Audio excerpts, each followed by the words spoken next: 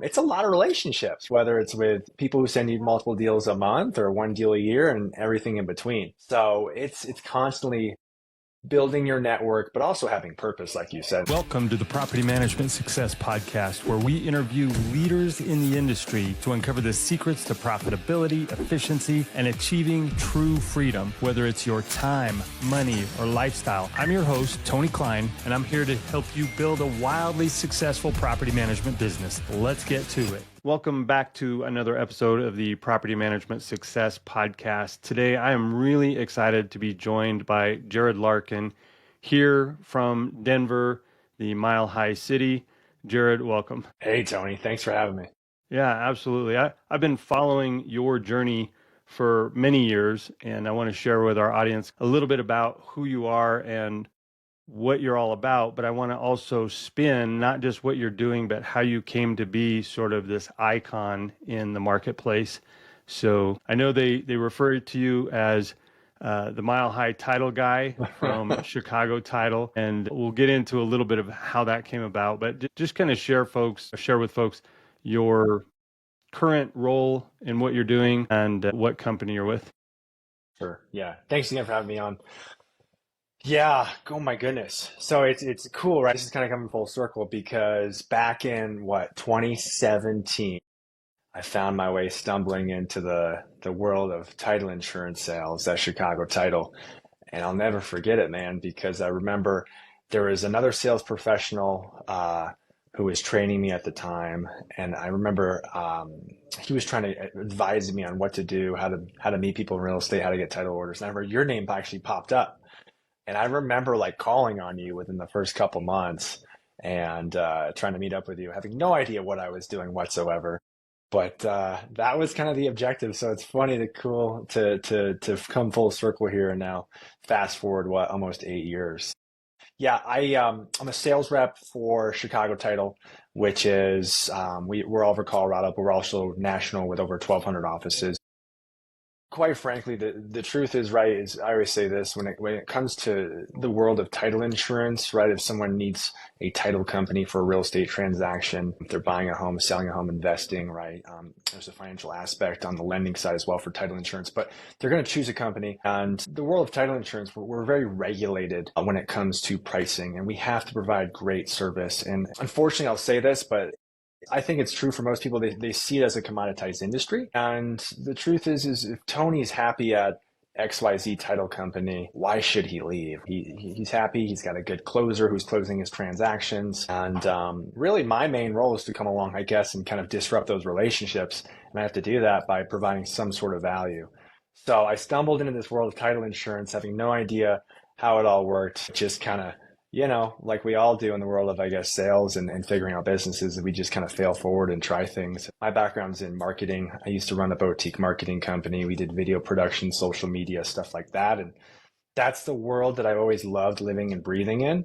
And I apply my background and ever-changing knowledge in the marketing space to help real estate professionals grow their business.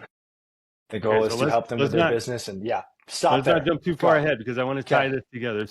Got So questions. people that are listening to a property management podcast, they're thinking, okay, what does title insurance have to do with property management? Because we're not going through those transactions. But the reason I really wanted to connect with you and bring you back on, I actually remember that I think I even came to the office at one point after You're really nice. You're really kind. You hooked me, and we were talking about all of these different marketing ways that we could stand out in the marketplace.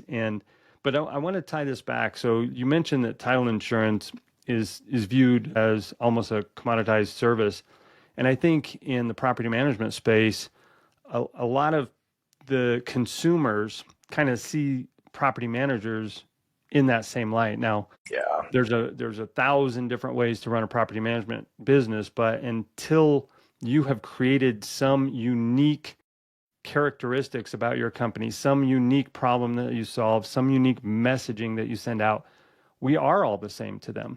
And if we're all the same, they're going to determine who they use based on price. How do I get the most service for the lowest price, as opposed to I'm just going to look for somebody that actually is the right fit for me. And so I think there's some similarities between your business and your industry and the property management space. Now, luckily, we aren't regulated by price. We can charge whatever we want. And so there's a lot of different ways to, what I say, stack the nickels to make a dollar Yeah. in the property Yeah. management space. But it's very similar. Let's talk about that journey and how you applied your background, your marketing expertise, because I think it's super fascinating how I I was really dialed in with my title company when you and I connected, and there was Yeah. no reason for me to switch.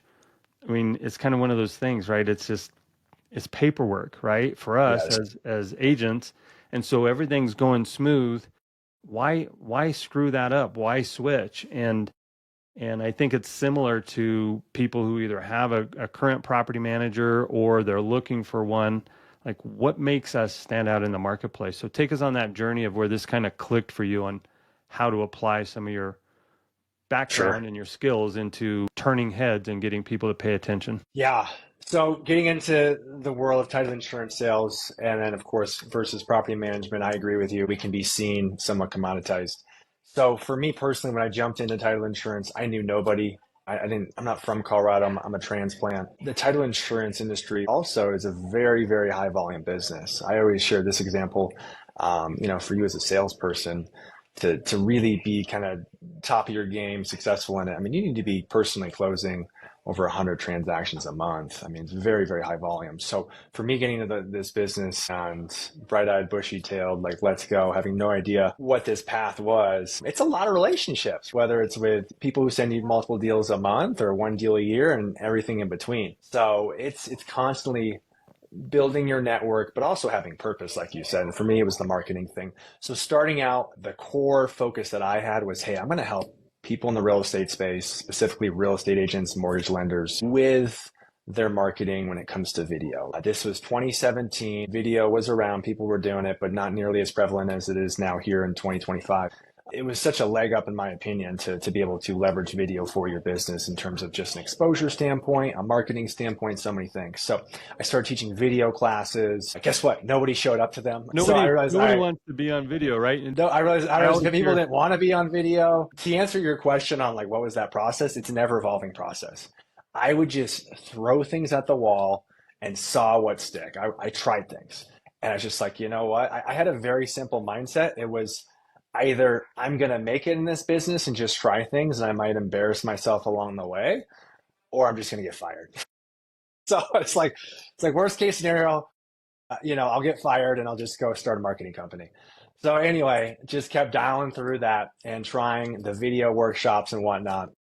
And that led into other things, though. I started collaborating in different mastermind groups with other people in the marketing space. Specifically, there was one guy, a huge shout out to Cameron. He was doing Facebook ads for real estate before it was even cool. And I just started learning from these different individuals that were sharing their knowledge and teaching classes. I would have them come speak and stuff. And then I realized there was so much more. So what started as video turned into, yeah, I'll still help you with your video and that class is getting dialed in and that education. But then let's help you with your Facebook ads or your social media. And really what happened was you just have to stumble forward because you don't know what people want until you try things and they ask you questions. Okay. And I have a rule. If I get asked the same question 3 times, I write it down. I have this ever endless Google document of just ideas that I need to create content on because I know that if I'm getting asked the same questions repeatedly, other people want to know it.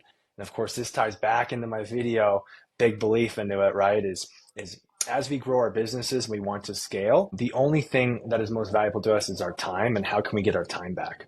So I'm constantly putting out videos on most frequently asked questions that I can share and put out to the world to essentially get my time back, but also be a resource for people. So fast forward though, man, it was a grind. I mean, I'm not going to lie, Tony. I almost quit like 2-ish years in. I was just kind of waiting. I mean, I was doing all the right things. Uh, Again, like I said, high volume business and pretty much all commission. So, I mean, if you're not bringing in deals, you're not making money. And I just remember one night I was with my wife in bed and she just looks at me. She's like, how long are you going to do this thing for? You're like, you're gone from like 8 a.m. to 8 p.m. You don't make any money.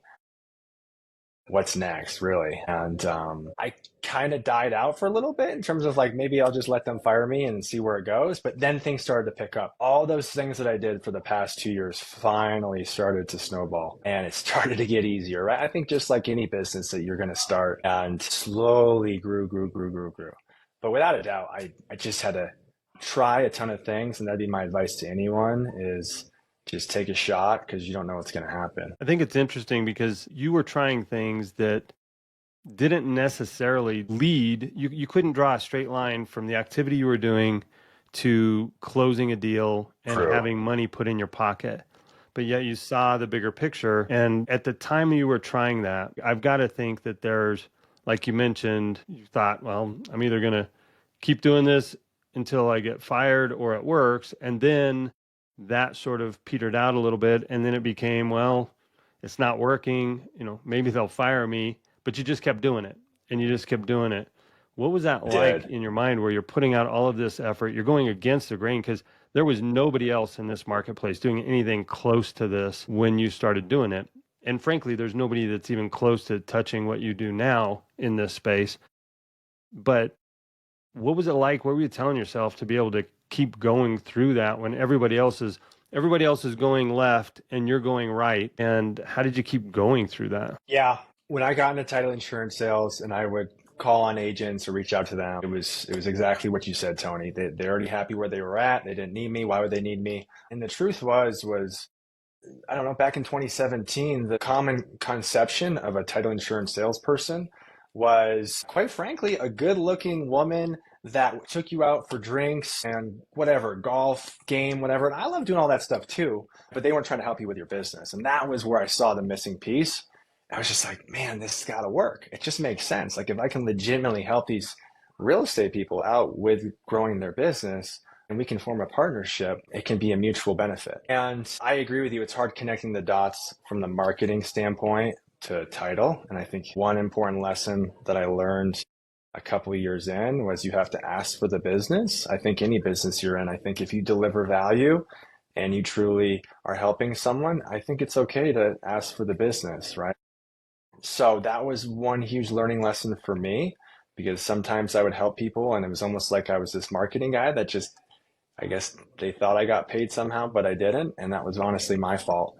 So I had to connect it back to title insurance sales. So I would say, I'm a marketing consultant, but I sell title insurance, and we're going to take care of you on the title insurance side no matter what. We have a great team. We're going to perform. We're going to do a great job. And in addition to that, I get to help you with your business, whatever that may be, whether it's Facebook ads, Google ads, video, social media, farming, right? Pick a category, happy to help. It was tough. It was tough, but it was perfect time in my life. I was what, 26 years old, and making it work and just grinded through it. Now I see, and I connect, I see your stuff all over social media, all the different classes you're doing, all of the different events that you're hosting. And it's hard to imagine you back in the day before all of this took place, picking up the phone and making cold calls and all of that. There's two different ways, I think, to get business. One is to go out and hunt people down, and the other way is to be such a unique movement in the marketplace that it draws people to you. And so tell me a little bit about the evolution of the classes, the events that you're doing, and kind of like what it was like in the beginning, and then what's your normal day. And I know we just kind of came through the December, January months, and so maybe it's a little bit different. But on an average month, like what does your month look like in this attraction marketing that you're doing? Yeah, starting out in title insurance, I tried everything. Cold called. I did pop ice. Oh my goodness. I used to go to Costco and create baskets, and I printed out stickers with my name on them. It's like, call me. Quote. Oh my goodness, man. I would show up to these real estate offices, right? Because there was this successful sales rep. She's like, this is how I built my business. So I said, okay, I'll try this.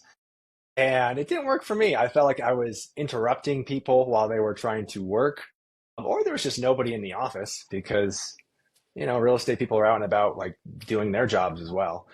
So whether it was cold calling or pop buys or random networking events, what I realized from doing like a networking event every single day, I mean, I was in all of them trying stuff, was they were good, but they didn't always curate and bring in the people that necessarily fit my filter in terms of who I could help and it comes to, the title space, but in addition to their marketing and all that. So I realized a couple of years in, hey, I want to do my own events. I want to do like my own group and move forward in that direction. So I started leaning much more heavily into I'm going to do classes and I want to do attraction versus chase model, right? I want to attract versus chase.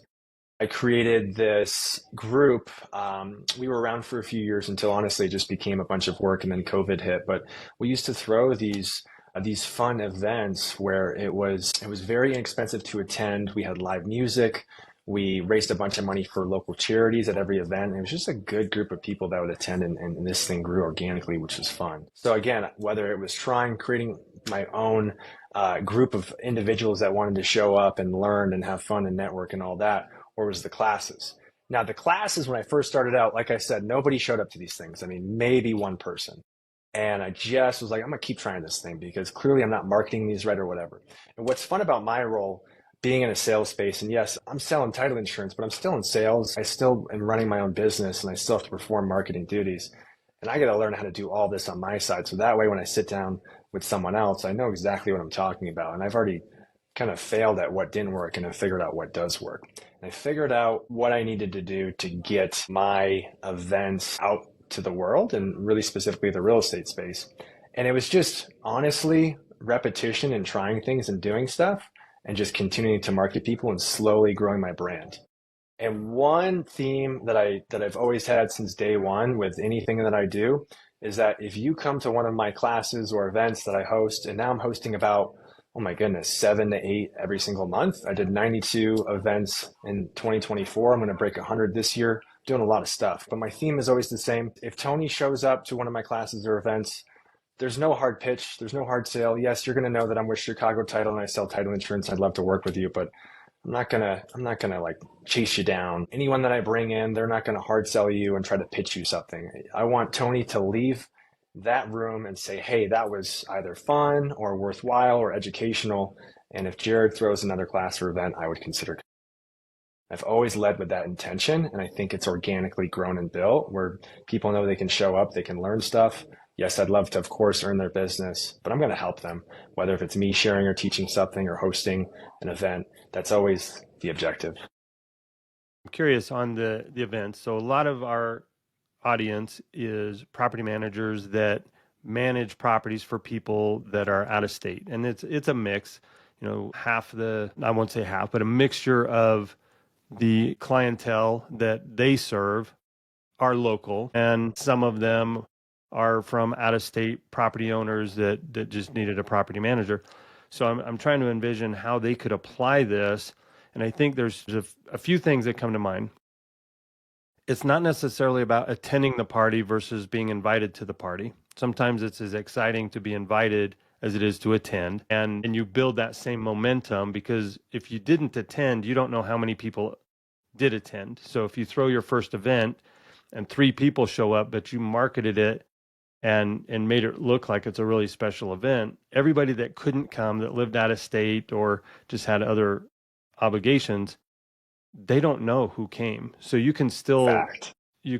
share that information, share the concepts that went out. You can do some post-event marketing around that. So I want to go down 2 paths, and you pick which one you want to do first. But the first one is, how do we normalize inviting 20 people and 3 showing up, or inviting 100 and 20 showing up and feeling okay with that?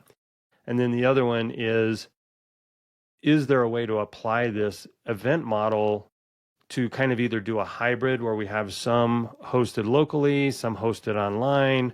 Are we repurposing where we're recording? I wanted to see if there's a way to kind of connect the dots for people that are interested in doing this attraction marketing, becoming an authority in the marketplace, but haven't really figured out a path to take for that yet. Yeah. It's so funny that you mentioned filming an event. I used to do that. I'd have like 2 people show up to one of my classes and I'd like get the right angles and film a little video and make it look like it was a big thing and blow it up. I think a lot of us, it comes back to that whole fake it till you make it thing. And it's like putting the cart before the horse, right? That catch 22. It's like you know you can do it. You just need people to trust you to do it, and you just need to make it look huge. Then it becomes huge, and what you visualize will expand. So, classes, events, what does it look like for me in this space and how it can apply to you all is I always go in with the mindset that even if one person shows up, I know it's going to be worth my time to host a class or event because of exactly what you said. I am going to push this event or class out to everyone in my network, all of my prospects. Everyone's going to see it, and I'm going to push it out on a multitude of different channels. So first things first, I'm a big believer. Marketing background is we all live and breathe on different channels. So what I mean by that is some people might actually, I don't know about you, I personally love direct mail. I like to receive the mailers and read them, just I guess because of the real estate space. But I know like my wife, if she gets the mail that day, everything's going to go in the trash. So if you're trying to reach me on something on the day when my wife opens the mail, I'm not going to get that mailer. So how are you going to reach me? We got to hit other channels. We got to reach and tap into email or Facebook or Instagram or different platforms or even in person so that we can get the word out on something. So marketing is going to come back to the success or the failure of any event. Okay. But I know that even if nobody shows up to it, I still marketed the heck out of it. And it was another touch point to stay in front of my clients as well as my prospects and people that I want to grow my business with. So once that's done, boom, let's go into getting people to then actually show up because step one is just getting people to sign up and RSVP. Step two is actually getting people to show up. So one thing I'll do, this is just my style. I started doing this about a year and a half ago, is if you RSVP, everything I do it through eventbrite.com. Huge fan of Eventbrite. But I will have, of course, follow-up emails. But I also, when someone RSVPs, I require them to fill in their phone number, their cell phone number. And I will text them. It's an auto text system that I use. It's called Reach. If anyone wants to know, it's fantastic. It's the Reach app. It's $8 a month. But what it does is it allows you to send individual personalized text messages to a mass group of phone numbers instantly. And I will always do a Reach text campaign and push that out. Everyone has their phone on them, right? Like they're going to see that. That's, in my opinion, going to help improve the performance of people showing up. Or if I have the time, I'll pick up the phone and call them. Then day of the event, we show up and do the event. Again, like I said, even if just one person shows up, you don't know who that person is. You never know. I've done some of my greatest classes or some of my greatest people that I've ever met have been at classes or events where there's two of them. And I think there's something to be said between a class or an event that has 1 to 5 people versus 100 people. I think there's pros and cons to each of those styles of situations where you bring groups together. Okay. One other thing that I started doing is if I'm teaching a class, I am bringing my video camera and I am filming myself speaking and teaching the class. And the reason why is I will then take that footage, I will upload it into my social platforms such as YouTube. And then even if nothing comes from a class or an event, I'm gonna get a bunch of social media content of me speaking and have the AI create all that for me. And it's just a cherry on top, in my opinion. Okay. Then class event's over, then we get a follow-up. We get to go ahead and follow up with each attendee. And the way I do that is if I'm teaching something and I want to get to that one-on-one, like I'm trying to provide value and I want to help real estate professionals grow their business. And I think you have to deliver value no matter what. You have to just give it all away. But you also, in addition to that, you have to have enough in addition to that class or event to then have it as a value offer for someone to then say, oh man, that was really good. And he can still help me with 1, 2, and 3 things. I got to meet with him one-on-one now. So I give it all away. And then what I do, I started doing this about 3 years ago and it's worked well, is I've just got like a handout, like a 1-page handout for every class that I do. And it's just got little lead magnets on it. It's got whatever, if I'm teaching a class on AI, I'll hit them with throughout the presentation, a few things. Hey, if you want to learn how to do this with Chat GPT and then this, I'll go deeper in it. And basically, if you're taking one of my classes and you don't check a box on this handout and fill in your name and email, you're just missing out. So I'm just dangling these little carrots and then people fill out this handout sheet. I collect them all. And then at the very bottom of the handout, I just straight up ask, hey, do you want to meet with me one-on-one? Yes or no, to further advance your marketing. And I'll get a ton of yeses. And that quickly allows me to filter into the people that want to spend time with me and quickly figure out what's that plan on getting to those one-on-ones and helping those people. Okay. So that's how I flow through the events and then find my quote unquote leads, then follow up with every single person. And then lastly, I also, in addition to that, I ask everyone too on that handout, the last checkbox is, hey, do you want to receive my weekly email where I'm sharing real estate tools, resources, and marketing ideas, as well as invites to exclusive classes and events? Yes or no? And most people will click that.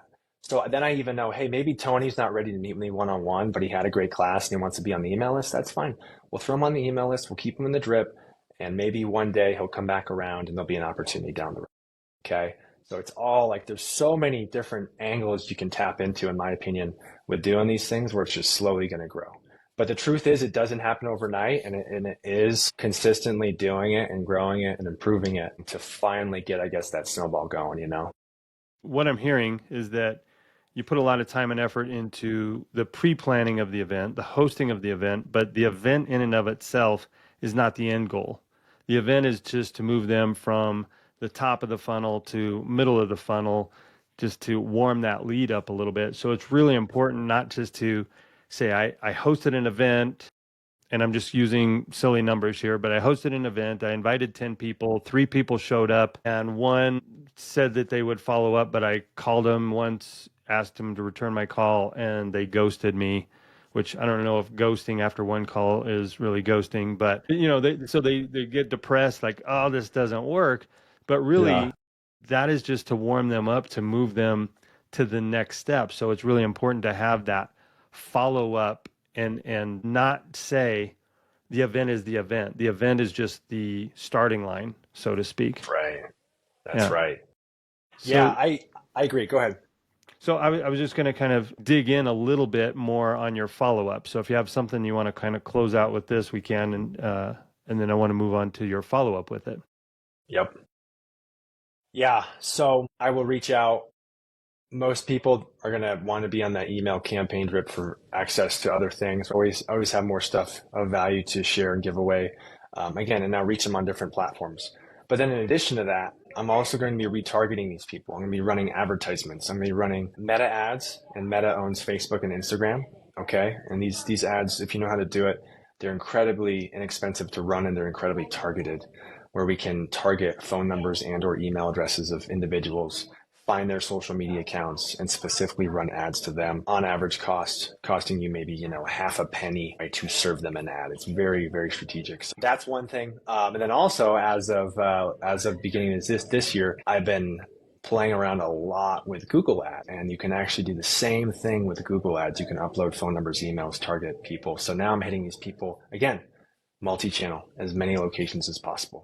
But follow-up phase, we're going to be following up, whether it's a combination of a phone call, a text message, an email, even social media, man. It goes down in the DMs. You wouldn't believe. I would say for me, prospecting, I convert most of my meetings with prospects through Messenger, Facebook Messenger, Instagram Messenger, and it just seems to be a great communication stream. Now, I don't just go in for the attack if I don't know you. We're like, hey, let's go grab one-on-one. Let's go grab coffee, lunch, drinks, whatever. It's, of course, massaging that and building a relationship, which is what social media is. But it's, again, leaning into different channels to try to get to that one-on-one appointment and earn someone's business. So let's talk about that follow up. I know you're doing some of the things interactively, reaching out in the DMs, having those conversations, trying to keep that warm. But you mentioned having somebody in a drip. So what's your, and I'm looking more for like structure. How many times are you hitting somebody until they quit? Do you have just weeks and weeks worth of drips? Are you hitting them once a week, once a month? Like, in my opinion, if somebody's expressed interest in working with you, then there's 2 choices. Either they tell you drop dead, or they dropped dead, or they signed up with you. So I think maybe Right. there's 2 ways to get out and 1 way to get in. But That's right. what's your philosophy in timing? How frequent? Is it more just promoting other events? Is it getting really deep in telling a story arc with them? Like, what's it look like for you? It's hitting multiple channels at once. As soon as someone says that they want to meet with me, they fill out a form or something, right? Or they're on that list, right? I'm probably gonna I'm shameless, man. I'm gonna Facebook friend with them, right? I'm gonna follow them on Instagram. I'm gonna start engaging with their content, right? I'm gonna start commenting, right? I'm gonna start finding commonalities on where do we share interests? What does that look like? And then if they did just straight up say they want to meet with me, I'm going to pick up the phone and call them, right? I'm going to take a photo of that handout where they circled the yes on it and text it to them and say, "Hey, you still want to meet?" Right? Like just straight to the point. That's the easy ones, quite frankly. The harder ones are the no's or the people that don't circle it at all. So we're gonna do that follow up phase, and then in terms of like, let's say specifically the email drip. The email, the way I have it structured, personally, I use MailChimp. I've used it for years. I love it. And every email, the way I structure my email campaigns is at the very top, it's going to be something of value, whether it's a real estate course or, excuse me, a real estate tool, resource, an idea, some sort of marketing strategy. And it's going to be an embedded video that they can click on that drives them to my website. Below that is going to be a live link to all of my upcoming classes and events that they can click. Below that is going to be something else of value or some sort of recap video on an event or something of that nature. Then lastly, I put in something personal. So whether it's a video of my family and I traveling to whatever, Switzerland, or pictures or whatever. So that's the structure. It's never too much stuff. Now, starting out when I was first building these, the goal was, can I just get one once a month? Now, fast forward, I've been able to create more and more and more, and I've even hired out that help to have others create that information for me. So now I'm at one per week. So one email per week indefinitely. My email campaigns are evergreen. I'm a big believer in evergreen content, whether it's video content or your email campaign. And the way mine are structured is that if Tony signs up for my email drip today, it's going to be the same email that I created years ago.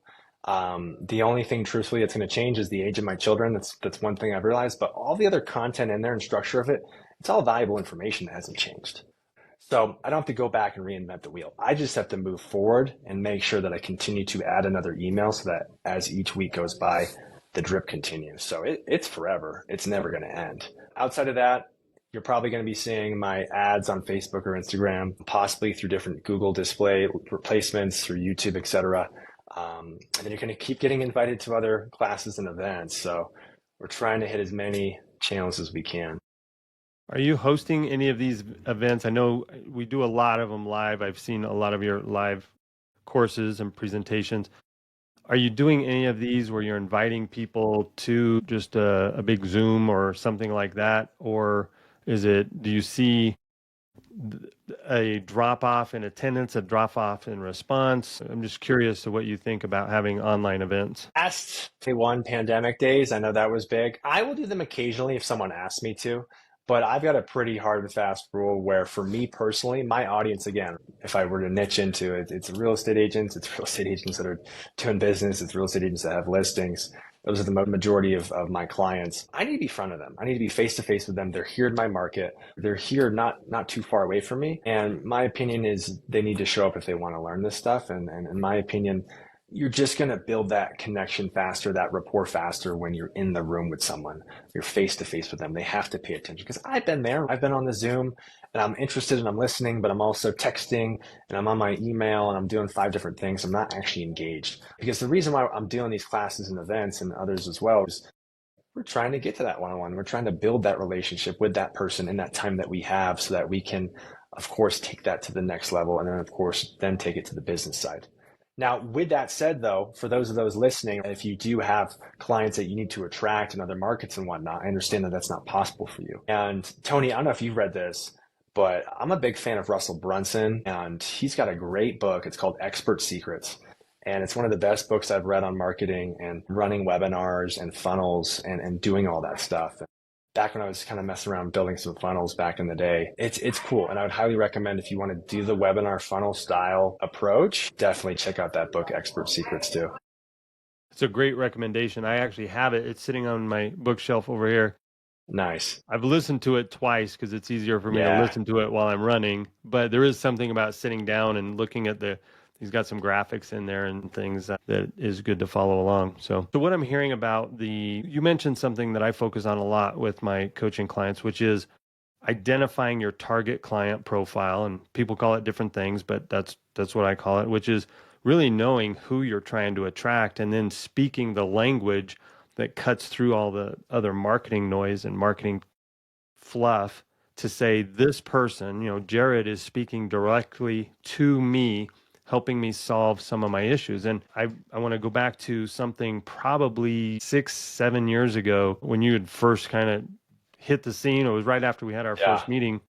Yeah. I was doing a lot of that direct mail. We were hitting a lot of direct mail to out of state owners, but that owned investment properties in the state of Colorado, specifically in the market I wanted to serve in downtown Denver. And we were speaking directly to their pain points about what it was like to have a property in downtown Denver, because it's different than owning a property in the suburbs, and what Mhm. the pain points were directly. And I remember sitting down with you and you helping me figure out specifically like how to capture their email addresses, how to actually get a Google photo. Because if we did do it out in the suburbs, get a Google photo of their home, that connected directly with them, that cut through the marketing noise. So, what I'm hearing you say, one of the takeaways from this portion of our chat here is really know your target client profile and then speak directly to them. And it's okay if other people that don't match that profile don't identify with your content. It doesn't provide value. They show up, they say, I'm not interested in meeting one on one. That's okay, because it saved you time. You've filtered out Yes. the people you don't want to work with and drew the people you do want to work with closer to you by providing that valuable content that speaks to them. Yeah, that's great. Yeah, and I agree. And another point on that is when you do this, and very much it's again other books that this applies to. It's the go-giver concept. It's ninja selling. It's the mindset of I'm going to give all, and of course I'd love to get business out of it, but I don't expect business out of it. And there's always going to be people, like you said, who are going to take everything and run with it. And that's, you just have to have, I know it's a hard mindset to have, but you just have to have that mindset and accept that that's okay. And look at the positive side that you don't have to spend your time with that person because they don't want to work with you anyway. And they just saved you the time of letting you know, which is fantastic. And you'll still continue to see them at your classes and events. And again, that's okay because they're bettering themselves. And you just have to really, quite frankly, you just have to truthfully wish the best for all of them. But on the farming thing real quick, that's another aspect of the marketing standpoint. There are a ton of great successful real estate agents and teams that I work with who dominate their neighborhoods and send mailers and have done it forever. And yeah, us as a title company at Chicago Title, we invest in a ton of tools and resources. And one of them, it's probably our most popular resources. It's a system where you can pull data on just about any type of property within the United States of America.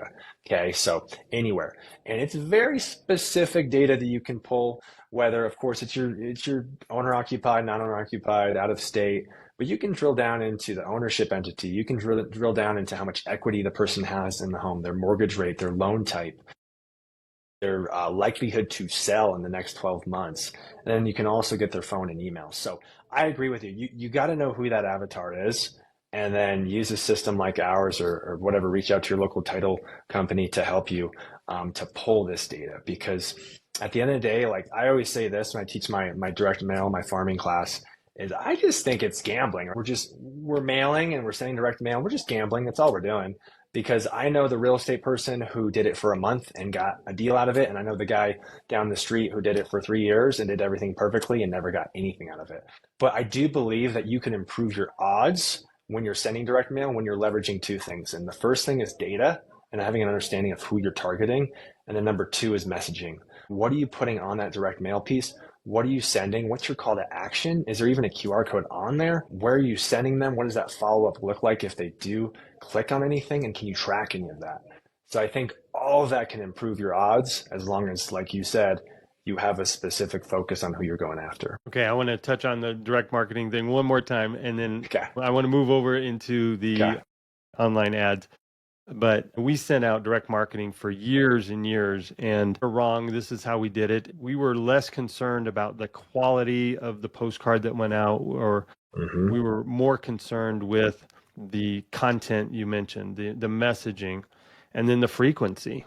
I remember that people came into my market to try to take over the market that I was farming multiple times, Yeah. and they'd send out something super slick, glossy, basically either a full 8.5 by 11 or a half cut, half sheet postcard. And I'm sending out these little quarter cut four to eight and a Yeah. half by 11 size.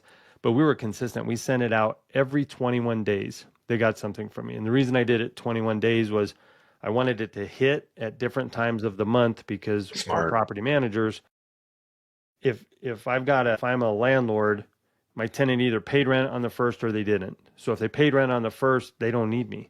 But if they didn't, it might be the first I hit them, then I hit them on the first, and then I'm hitting them a little bit later that next month, and so it was just getting that cycle. Whether 21 days was just something that I decided was the right number for me or not, it was more about that follow up and consistency. You can't do any of this stuff once and expect that you're going to get something from it. Agreed. Yeah. Okay. Yeah. I'm super interested in the retargeting ads, and if we can talk a little bit about what that is, just so everybody has that same foundation. And Yes. then I know some people that have tried this, and it's a little bit like there's a lot of snake oil salesmen out there that will tell you they can deliver. And so there's a lot of great people out there that can actually deliver. So how do you go about, do you do it yourself? Do you learn is it simple to do and track these things? Like, how would somebody get started? Because there is a lot of interest in our market for being able to do these online ads. Targeted, custom audience, meta ads, and or Google ads are, in my opinion, the cheapest form of marketing out there, period. I mean, they're so cheap and they're so darn targeted. The question is, you got to ask yourself, do I want to hire a company to do this, or do I want to do it myself? And unfortunately, neither option is easy because you don't really know if you can really trust that company. And exactly what you said, Tony, I've heard over and over again of individuals dropping $1, $2, $3, $4, $5, $6, $7,000 and getting all these false promises from this marketing company. And unfortunately, it's tricky because you just don't know unless you know someone who refers them to you. So if you do go that route of a marketing company where you're looking for lead generation specifically, I would ask more questions when it comes to them saying, hey, they're going to deliver leads. And I would ask, what's their definition of a lead? Because I'll tell you what, I know how to generate cheap buyer leads all day long for realtors. They're $3 a lead on Facebook, a name, phone number, and email, but it doesn't mean they want to talk to you. Doesn't mean they're ready to buy or sell anytime soon. So I think you need to be very clear on what the definition of a lead is. How far along in the process is this person ready to work with you? And that's very, very important. And ideally, if you could, if there's a marketing company you could work with that actually you pay based off of performance, whether it's phone call or one-on-one meeting, I would rather pay all day long for that versus just random leads. Personally, I would pay more for that. Now, if you want to do it yourself, I'm just going to be honest with you, it's not easy. I'm not just saying that. It really is. It's a pain. When it comes to running and setting up ads through Meta, the hardest part is setting it up. Once you have it set up, though, it's pretty darn painless and much more easy to continue to run these advertisements. But the struggle is setting up what's called the Meta Business Suite. So it's not really shown or really offered easily to anyone who has a Facebook or Instagram account. You kind of have to know about it and how to get to it. And of course, they make that tricky. But basically, through Facebook.com, which is owned by Meta, you can actually click into, there's a menu button and you can click on your ads manager or even your Meta Business Suite option. And when you go back there, what this is essentially a layout of different things. First of all, it might, depending on what screen you're looking at, you can see analytics on maybe your post that have posted to your Facebook or Instagram account. But more specifically, when you tap into what's called the ads manager, where we set up and run these ads, you can now do some really, really cool things.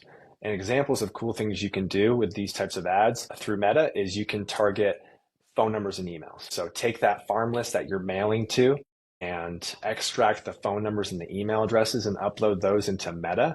And Meta's going to go out and try to find these people, because when Tony creates a Facebook and or an Instagram account, he has to provide a phone and an email. And all we're doing is reverse engineering the contact information that we have and then matching it up to Tony. And now we can serve Tony a specific ad just to him. And that's where it gets very, very targeted and very, very inexpensive. Okay. Other things we can do, we can retarget people that are engaging or new followers to our Instagram account. We can retarget people who like or follow our Facebook business page. There's things you can do more advanced. You can set up pixels on your website and do pixel retargeting. There's tons of stuff. It goes deep. But for the person that wants to do this, I without a doubt believe that you should do this. I truly believe if you are in a sales position where you rely on repeat referral business, or you own a business where you rely on repeat referral business, you should run Meta ads because they're targeted and they're cheap. Okay. So once you can set up the Meta Business Suite, where you basically connect your Facebook page, your Instagram account, your ads account, and that's done, you can then start to run these ads. All right.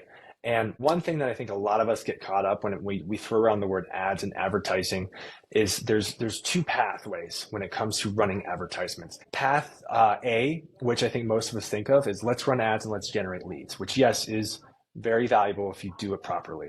But I truly believe before you even try to do that, or if you are doing that, you need to also be working through the other path, which is running ads for brand awareness. Okay, because these ads, they're so cheap to do, and you want to retarget and stay in front of all of your customers and people for that repeat referral opportunity. Okay, for those of you, if you're listening to this and you just hate social media and you're like, I don't want to be on social media, I hate it. That's cool too, but you still have to realize that your potential audience, your potential avatar is most likely on Facebook and or Instagram. And from a business standpoint, you should still tap into this ad standpoint. What's cool is you can take content and maybe you don't want to post or whatever, but if you can just take a piece of content, you can set that content up as an advertisement for 30, 60, 90 plus days and have it run and keep you in front of people. Now, one other thing to point out here, ads versus organic posts. For those of you that are posting content on, say, Facebook, Instagram, whatever, that's great. Like, kudos to you. But the struggle that we're all against, the problem is with all of this is the algorithm, right?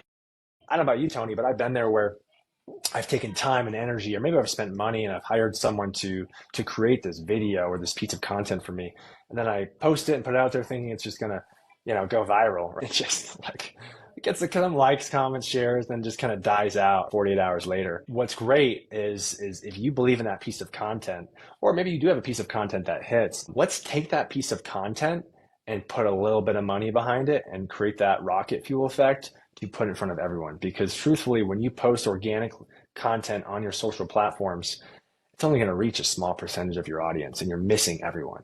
So we need to run these ads to break through that barrier. Tom Ferry, he calls it social postage. You're just spending a little bit of money to take your ad and put it in front of everyone. Okay. So start there. Do the targeted ads to your audience. Go to the back end of the Meta Business Suite. If you don't know how to do this, Google it. That's how I learned. You just type in, YouTube video, how to set up the Meta Business Suite and walk through it step by step and then have it done. Step 2 is how to set up custom audiences for meta ads. Just Google that. And I guarantee you there's videos out there on how to do it. And I'm telling you, it's worth every penny, because when you set up and run this from a cost standpoint, typically every dollar that you spend on an advertisement on Meta, if you're setting this up for awareness to reach the masses, on average, you can dial it in where your ads you're spending a half a penny to maybe a penny to show the exact person you want your specific advertisement. And it's very effective. I love that. I would love to dig in that deeper. And for those of you that are in the Denver or Colorado marketplace, I would encourage you to join one of Jared's classes, because I'm sure that's one of the things that he talks about. Before we wrap up, I feel like we kind of glossed over something that you threw out there. There's two things I want to combine. First one is Chicago Title is a national company, so you've got locations throughout the United States. The second thing is you have access to data through this tool that you mentioned for property owners across the United States. So if somebody wanted to find somebody to partner with to have access to this data, obviously in Colorado, they're going to reach out to you. But how would we go about getting people access to this tool that you guys have to get that data? Because combining mining that data, and then combining that with these Facebook ads, pulling that information and figuring out how to combine that, I think is just an extremely powerful tool that I think most of the people in our industry aren't even aware of the ability to pull these things together and create a lot of awareness and opportunity. Yeah. If you're not in the Colorado market and you're looking to pull this type of data, I would recommend just doing a quick search for local title companies in the area and reaching out to some of them. High likelihood that title companies are going to have this data. I feel like it's kind of been a thing for us for many, many years, having access to this information. Chicago Title, F&F Brands, Fidelity National Financial, which owns Chicago Title, Heritage Title, Fidelity Title, the list goes on. There's over 1,200 offices across the United States. Reach out to one of the title brands in your market and see if you can get set up and access to this data, because It's very valuable, like you said, when you know how to use it. Perfect. Well, Jared, I'm going to, if you'd like, people who are real estate agents in the Colorado market, if they're looking, I'd love to provide your links in the show notes. But if there's anything else you want to share, I'll kind of give you the last word as we wrap up here. I appreciate you. I mean, we just scratched the surface on the stuff that you and I, that I know that you know, and I wish we did have, a 4 hour or a half a day class where we could put people in front of you, because even at that is barely diving below the surface, and you have so much to offer. If somebody wants to partner with you here in Colorado for their title needs, how would they get a hold of you? Sure. Probably most memorable option, just Google search Mile High Title Guy, www.milehighhtitleguy.com, or find me on Instagram, Mile High Title Guy. Jared Larkin, Chicago Title. If you do have a transaction, whether it's, if you're a mortgage professional listening or a real estate professional, and there's an opportunity to work with a title company, Chicago Title, we'd love to put our hat in the ring there and support you. So please reach out to me, whether you need a title quote or an owner encumbrance report or really anything. I'd love to support you. And Tony, thank you so much for having me on today. Really appreciate it. Absolutely. Great seeing you, and look forward to seeing you again real soon. All right, take care. Thanks for tuning in to the Property Management Success Podcast. We'll be back with another value-packed episode to help you level up your property management game. If you've got something valuable out of today's episode, please share it with a friend or colleague, and don't forget to subscribe and leave a review so you never miss out on future insights and strategies and tactics. Until next time, here's to your success.